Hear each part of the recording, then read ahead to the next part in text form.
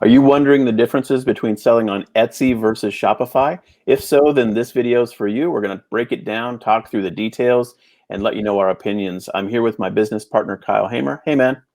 Hey, how are you doing, man? Good. You ready to talk about Etsy versus Shopify? I am. It does definitely come up when we talk about sales channels with clients. And Yep. so we're going to deep dive into it and kind of talk about the differences at a high level and Yep. what you should expect when picking a platform. Yeah, absolutely. And this is one that I'm happy to talk about because we sell on both.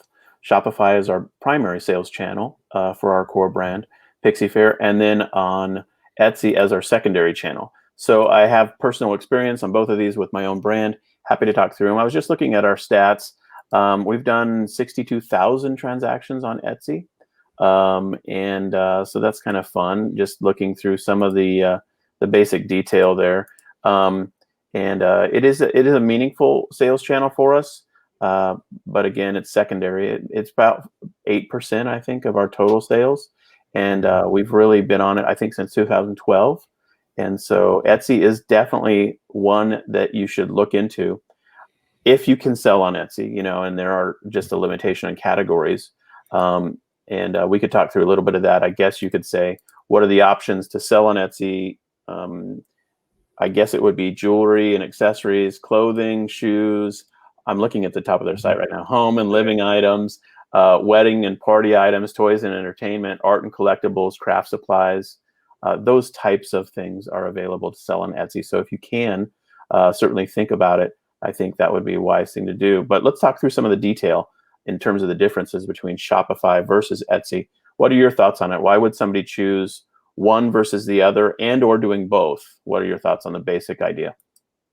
Yeah, I mean, if you're just getting started, I think it really comes down to your area of expertise fundamentally. Like usually when people go to a marketplace, it's because they have a expertise in sourcing or they're a creator and they're creating and making it as a maker.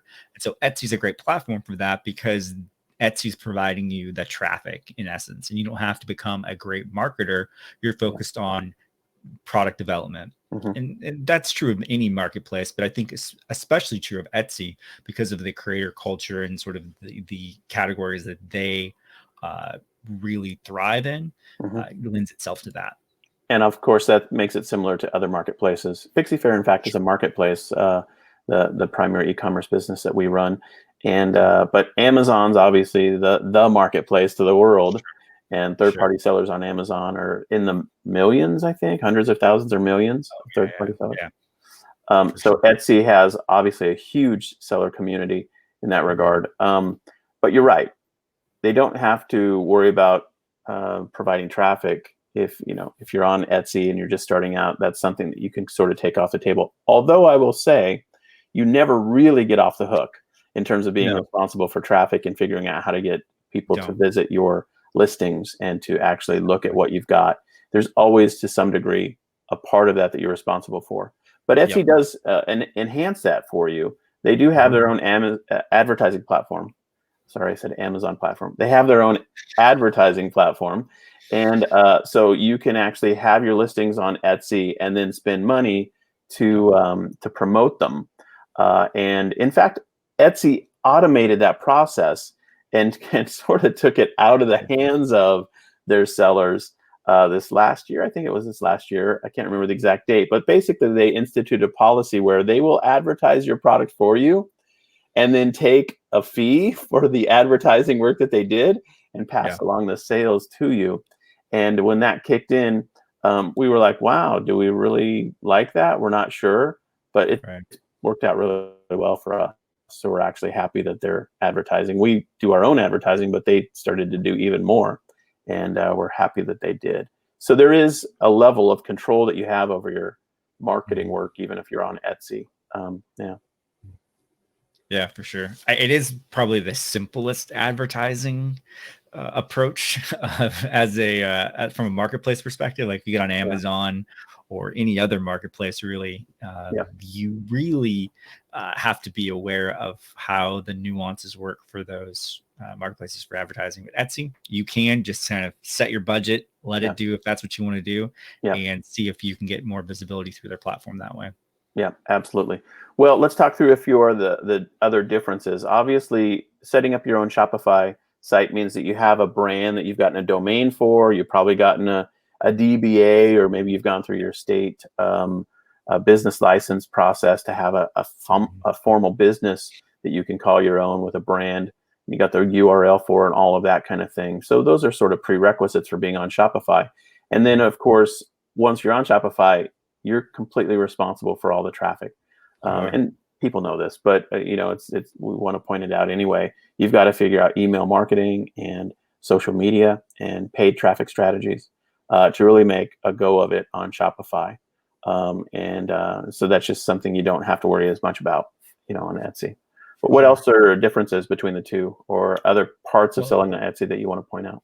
Well, and just on to that point as well, and just once you set up your site, you have to manage that website as well on Yeah, Shopify. So yeah, changes to it, the homepage, are you going to create content on it? All that is just another layer of marketing and work that you're doing, as opposed to just creating a listing on Etsy.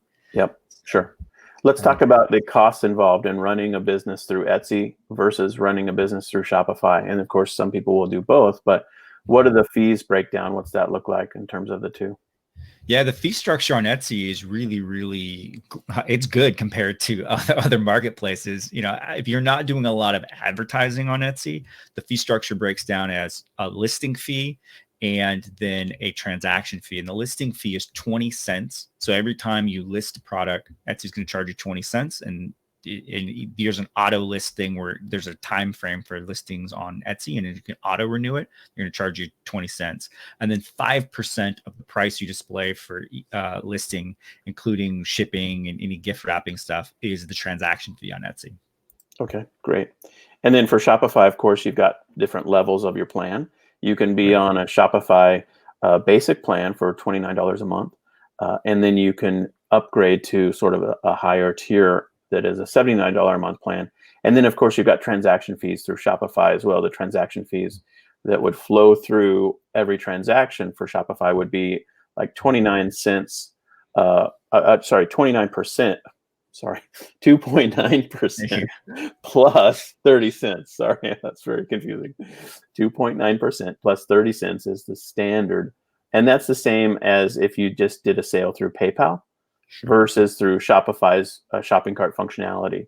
And so that's something to just figure out calculation wise. But that mixed together with the plan fee on a monthly basis is sort of your cost structure for Shopify. Yeah. And then any apps that you install that are a monthly recurring bill would be on top of that as well.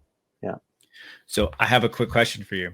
If Sure. you're starting from scratch and you had a product that fit Etsy's demographic well, Mhm. what would you start out with? Would you start building a Shopify store first, or would you start on Etsy?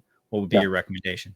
It's a great question. When we first started doing our primary products in September 2009, we had been on eBay before that. And when we started doing digitally downloaded goods, we couldn't find any platform marketplace to sell them on. And so Etsy didn't exist back then, or if they did, they didn't do digitally downloadable goods. Amazon wouldn't allow it, eBay wouldn't allow it. So we didn't have any choices. So we had to start with our own WordPress site back then. And then in 2013 we migrated to Shopify. But if we were starting over today, I would absolutely start on a marketplace that would allow us to sell our product, and Etsy would do that in our use case. And so I would start there and then begin to develop my brand, learn from customers perspective and feedback, and get good at the marketplace, and then launch potentially our own Shopify site if that's what in our case we would definitely do that. There are many other people who would be like, well, I don't really want to have my own website, so they're just happily selling on the marketplace. Sure. But I think that's a use case that is very, very logical these days. Start on a marketplace, and then if you really want to scale up and really own customer service and Yeah. advertising and email marketing and all of the component parts of a big e-commerce business, then you would launch your own site and sell direct to consumers. If you want to take on all those additional Sure. activities, yeah, sure, Yeah, I agree. I mean, it really comes down to levels of mastery. In e-commerce, you have to yeah, master multiple things. And the first thing you have to master is your product development skill set. You have to develop something that people want to buy. And the best way to gauge how successful you are at that and understanding your audience is on a marketplace like Etsy, and you're putting your product out there. If you're getting positive feedback, you're getting sales, you're getting reviews, it's giving you that information back for you to say, okay, I have something that's viable. Now, how do I make that brand out of this? How do I expand that on social, expand that on my website, on Shopify? And I think that's a really smart way to approach it. And of course, beyond that, to other channels, Sure. Amazon is, of course, the biggest in the world in terms of a marketplace to sell on. But the Walmart.com is coming on really, really strongly. There are other marketplaces that are available to different sellers as well. And so the world really is just, continuing to expand in terms of opportunities to sell on different marketplaces. Yeah. Well, this is fantastic. Thanks for hanging out with me and talking about this today, man. So if you've enjoyed this video, we'd love to have you subscribe to our channel, and then follow us on social media as well, and check out our website, winningonshopify.com. We do e-commerce coaching, and we'd love to have you check that out if it's a good fit for you. We've got an application process, and so learn more about it at winningonshopify.com. And thanks so much for hanging out with us today, Kyle. Thank you, sir. It was a lot of fun, and let us know too. Drop something in the comments, or what do you use? Shopify, Etsy, both. We'd love to hear from you. No doubt. All right. See you, buddy.